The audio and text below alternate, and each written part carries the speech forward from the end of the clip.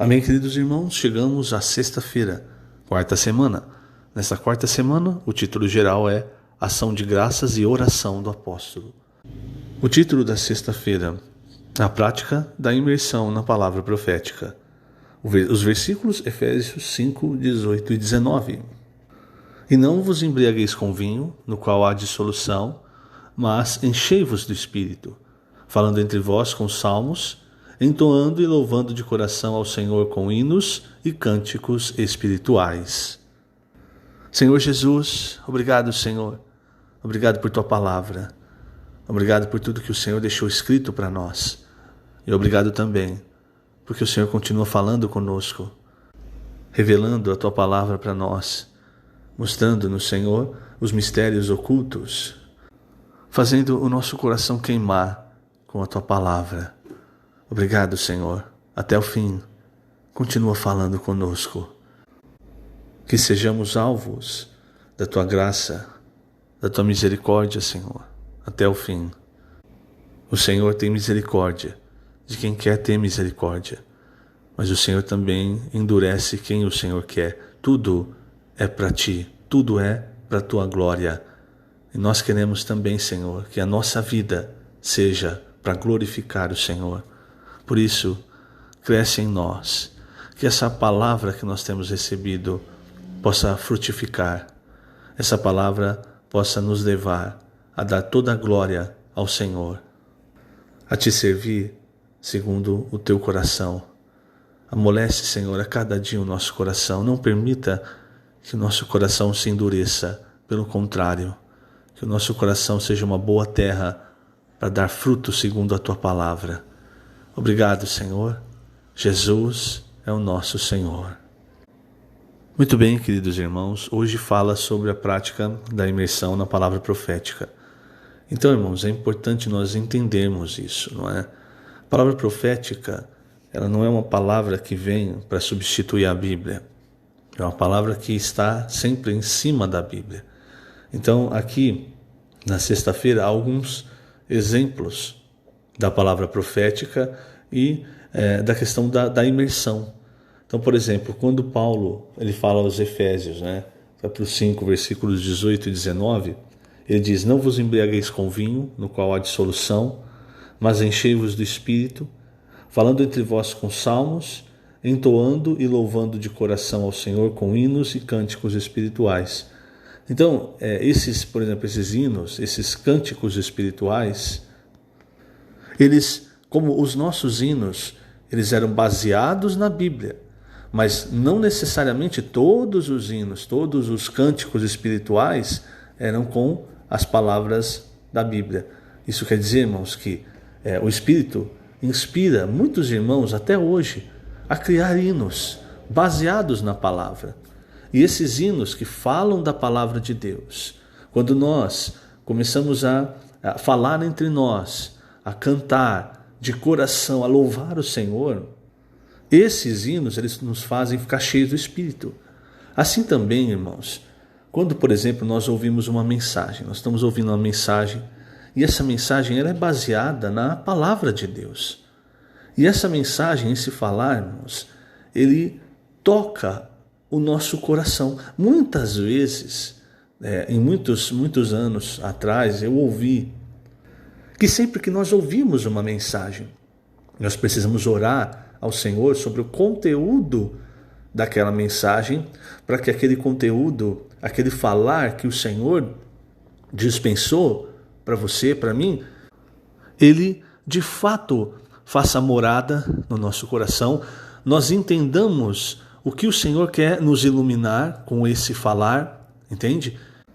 Também para nos encorajar.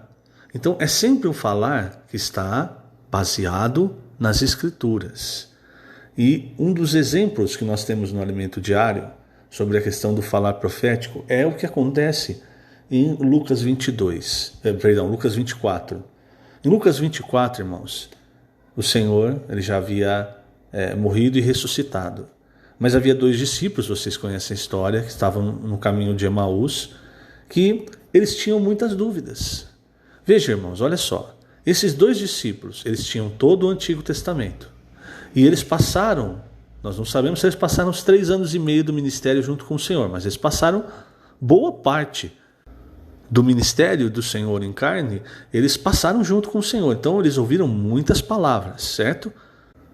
Agora veja, irmãos, mesmo com essas palavras que o Senhor falou, mesmo com a Bíblia, quer dizer, com o Antigo Testamento, eles não entendiam muitas coisas. Então, quando você lê o texto de Lucas 24, você percebe que eles estão com dúvidas. Aí o Senhor aparece, eles não reconhecem o Senhor, e o Senhor começa a perguntar para eles, o que está acontecendo, onde vocês estão indo? E em determinado momento eles falam sobre Jesus, eles expõem as dúvidas que eles tinham. No versículo 19, eles dizem, eles explicaram para o Senhor a dúvida que eles tinham. Eles disseram, porque o Senhor perguntou de quais fatos eles estavam falando, e eles disseram, olha o que aconteceu a Jesus, o Nazareno, que era varão profeta, poderoso em obras e palavras diante de Deus e de todo o povo. Ora, versículo 21, ora nós esperávamos, veja só, ora nós esperávamos que fosse ele quem havia de redimir a Israel. Mas depois de tudo isso, é já este o 3º dia que tais coisas sucederam. Veja, irmãos, eu vou repetir, eles tinham a Bíblia, eles tinham o Antigo Testamento. E quantas vezes será que eles não ouviram o Senhor Jesus falando que ele iria morrer e ressuscitar? Mas você percebe? Ainda havia dúvidas. Por que nós precisamos da palavra profética? Porque muitos abrem a Bíblia e não entendem. Muitos abrem a Bíblia e têm dúvidas. Então, o falar do Senhor, esse falar profético, primeiramente não é o falar de um homem, é o falar de Deus, irmãos, tendo misericórdia do seu povo e revelando a sua palavra, como o Senhor fez aqui com esses dois. O que o Senhor fez? Com toda a paciência. A partir do versículo 25, o Senhor diz assim, então lhes disse Jesus, ó nécios e tardos de coração, para crer tudo o que os profetas disseram. Por que, irmãos, há a palavra profética? Porque nós somos nécios e tardos de coração. A verdade é essa, irmãos. Se tem a Bíblia, se nós abríssemos a Bíblia, todos nós, no Espírito, recebendo a revelação de Deus com pureza, crendo, não precisaria. Mas nós, irmãos, a verdade é essa, muitas vezes somos nécios e tardos de coração. Então o Senhor vem através de homens e ele refala muitas coisas que estão na Bíblia que nós não entendemos. Fala muitas vezes com exemplos atuais para nós entendermos. Então aqui, ó nécios e tardos de coração, para crer tudo o que os profetas disseram. Porventura não convinha que o Cristo padecesse e entrasse na sua glória? Olha agora, começando por Moisés, discorrendo por todos os profetas, expunha-lhes o que a seu respeito constava em todas as Escrituras. O que o Senhor fez, o resultado foi que, quando o Senhor se revelou e desapareceu, aqueles 2 discípulos disseram assim, porventura não nos ardia o coração quando ele pelo caminho nos falava, quando nos expunha as Escrituras? Esse é o falar profético, irmãos, é expor as Escrituras como o Senhor fez, é dar uma direção, irmãos. Por quê? Porque esses 2 discípulos tinham perdido a direção. Eles estavam com dúvidas até sobre quem era o Senhor. Era para eles permanecerem, lembra que em Atos o Senhor fala para eles permanecerem em Jerusalém, aguardando a promessa do Pai, que era o Espírito, não é? Ou seja, esses 2 já não estavam aguardando, eles foram para Emaús. Mas depois que a palavra veio, e eu posso sim dizer, isso que o Senhor fez é a palavra profética. É isso, ele pegou a palavra de Deus do Antigo Testamento e aplicou, explicou, expôs. Então, depois que ele fez isso, o que aconteceu com esses 2? Eles mudaram de direção.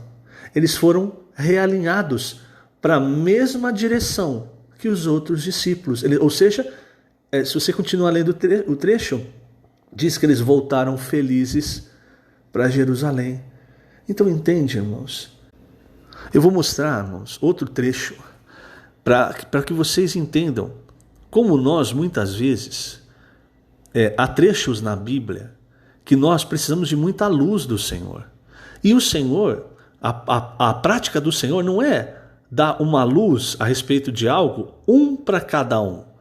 O que o Senhor faz ele mostra para um, esse um vai e mostra para os outros. É isso que nós vemos, por exemplo, quando João fala no Apocalipse, nos primeiros versículos de Apocalipse, ele diz, revelação de Jesus Cristo, que Deus lhe deu para mostrar aos seus servos as coisas que em breve devem acontecer. Então, é para mostrar aos servos, certo? Para todo mundo. Mas como foi que o Senhor fez isso? E que ele, enviando por intermédio do seu anjo, notificou ao seu servo João. Aí esse servo João, versículo 2, fala que ele atestou a palavra de Deus e o testemunho de Jesus Cristo, irmãos. Você percebe? Isso é a palavra profética. A Bíblia, ela precisa de revelação, irmãos. Se nós não tivermos a revelação, nós não entendemos a Bíblia e distorcemos a Bíblia e tomamos o caminho errado. A prova disso, irmãos, é o que acontece em Mateus 16. Em Mateus 16, veja como o Senhor fez as coisas. Primeiramente, ele tirou os discípulos daquele ambiente de Jerusalém. E aí ele não foi direto ao assunto. Ele perguntou para os discípulos assim, quem o povo diz que eu sou? E aí, irmãos, veio de tudo. João Batista, um dos profetas, e foi falando. Ninguém falou o que Pedro falou. Pedro disse, tu és o Cristo, o Filho do Deus vivo. E aí, o que o Senhor disse para Pedro? Bem-aventurado Simão, filho de Jonas, Simão Bar-Jonas, porque não foi carne e sangue quem te revelaram, mas o meu Pai.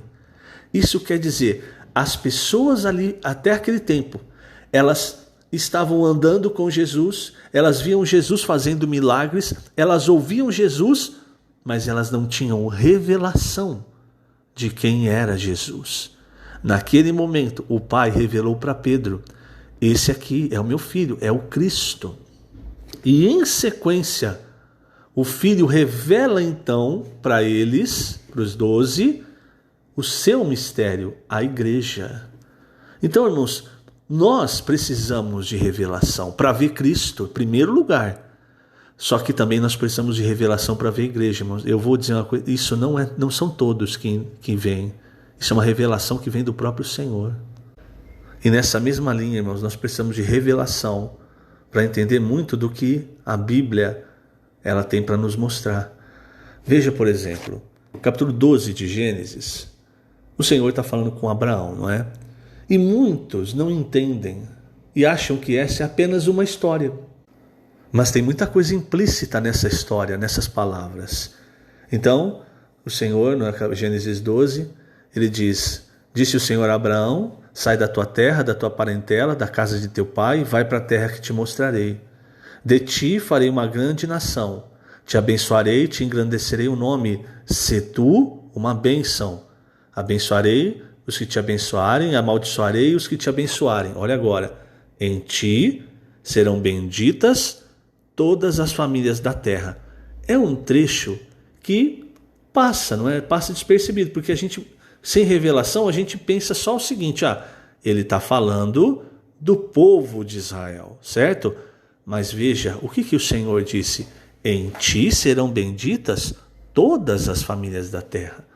Aí Paulo, em Gálatas, no capítulo 3, ele vem e, mediante a revelação do Espírito, e o que Paulo está fazendo aqui, irmãos, é a palavra profética. Ele vem, ele pega lá no Antigo Testamento, quantas vezes Paulo não fez isso nas suas epístolas? Ele traz do Antigo Testamento e revela as coisas ali. Então, ele vem e fala assim, veja só, a partir do versículo 6, Gálatas 3. É o caso de Abraão, que creu em Deus e isso lhe foi imputado para a justiça. Sabei, pois, que os da fé é que são filhos de Abraão.